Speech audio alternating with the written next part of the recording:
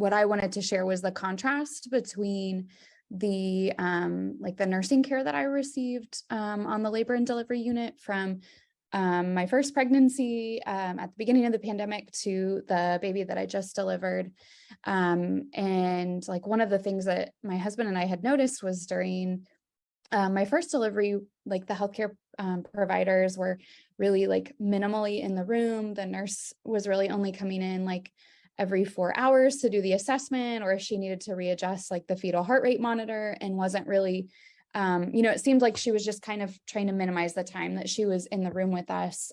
In the second delivery, the nurses were in the room so much. They were like putting their hands on me with my consent and like offering me like, warm, like physical contact and like verbal support. They were like helping guide my partner through like things he could do to help me manage like my pain. And like, I was just like so touched and grateful for like their presence in the room. Had children prior to the pandemic. So I will say that I feel that my partner was robbed of a lot of joyous moments because he could not go to the ultrasounds with me. He could not be in the appointments with me. It was hard for my partner to, like I think Sophie said, to be robbed of some of those first time experiences as a partner, not being able to attend any of the prenatal appointments, or I remember having to FaceTime him during the anatomy scan and trying, sorry, my dog, trying as best he could to see the baby on the screen. And so there were a lot of things throughout, but overall, I just tried to keep focused on that I was healthy during my pregnancy, and my baby was healthy during the pregnancy. I echo what others have said about the lack of participation by partners because of hospital policies.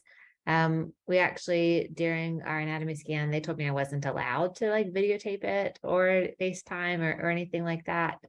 And yeah, it just feels really crummy. I think I work with healthcare workers. I really support healthcare workers.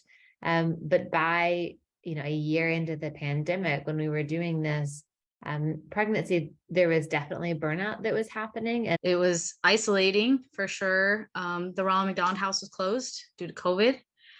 So we didn't have anywhere to stay.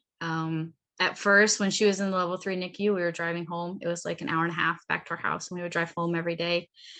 And my mom did pay for us to stay in a hotel room for a few nights. And that was really nice because I realized that we were losing like 3 hours every day of spending time with her because we were just in the car driving.